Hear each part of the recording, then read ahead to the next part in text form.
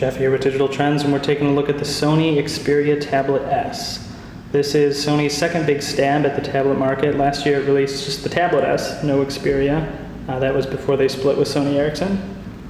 And this follows a similar design structure. So as you can see, it's got, runs Android, of course, and the screen kind of folds right over the edge there. So the plastic kind of folds right back on the back. It makes you feel like you want to peel it out, but it does not peel out that way. So it's attached there. It's just a design feature. But on this version, on the last version, it was a little thick. Didn't really work very well. On this version, it actually does. It makes it actually easier to hold in a vertical orientation. I have no real complaints about using it with that fold on the back there. It makes it a little bit thicker on one end than the other. It's about as thin as an iPad on the area without the fold. So on the back we've got aluminum casing, which is nice, dual stereo speakers, and we've got a proprietary charging port, which we wish it was micro USB, but companies seem to like proprietary charging ports, which is no fun, because if you lose your charger, you're done for. So on the left side here, we've got a full SD reader, which is nice, full SD slot, headphone jack. Pretty rare to see a full SD slot. Usually see micro SD, if anything at all. And on the right side here, we've got volume and power. So the power button we've had a little bit of trouble with. Overall, these are easy to mix up too if you're just feeling for them. So you have to kind of make sure you have the top button if you want to get power. And overall, the build quality has been nice. We've had a few issues. As you can, there's a certain area that we can press that makes a squeaking sound, which is a little odd, at least in our review unit here. And we can also flex it a little too much, almost to the point of breaking the screen there. That's not a lot of effort I put into flexing that, so that's a little scary.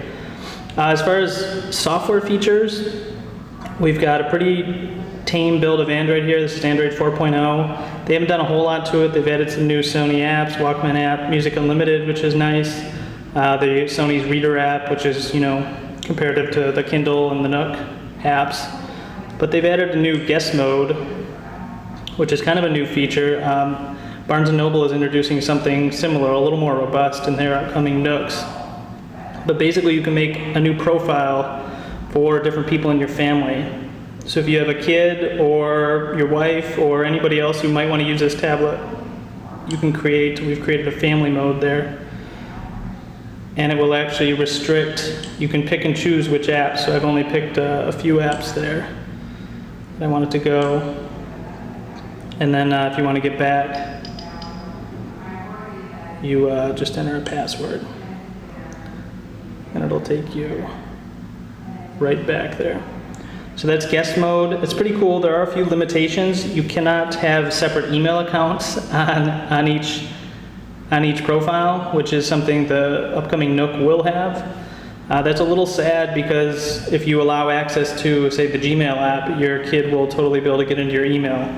Sony reps told me one possible solution is to use a separate browser and install a separate email client, or a bunch of them, so that every person can just use a totally separate app. I kind of wish they would have fiddled around with Android a little bit more to make that work a little better.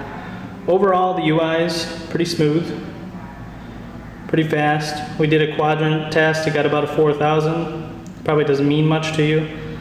Basically, it means it's about mid-range for tablets this year. Should be able to run most games you want to play, do most multitasking. It's a pretty good tablet, pretty good Android tablet. And the final thing we'll show you real quick here is these little mini apps. So Samsung has done these before too. Basically, it's just a little menu that'll bring up tiny little apps that you can drag around the screen here, and it's kind of a form of multitasking. Cool thing about what Sony's doing is you can actually use any widget from your device. Like, so any app you install that has a widget, you can take that and turn it into a brand new Well, if it pops up. Is that it? Yeah, so you can turn it into one of these. Obviously, I don't have any bookmarks right now, so that's not going to work very well. But it's compatible with any widget you have, any app. So that's a little nice, kind of a feature you're not going to use very often.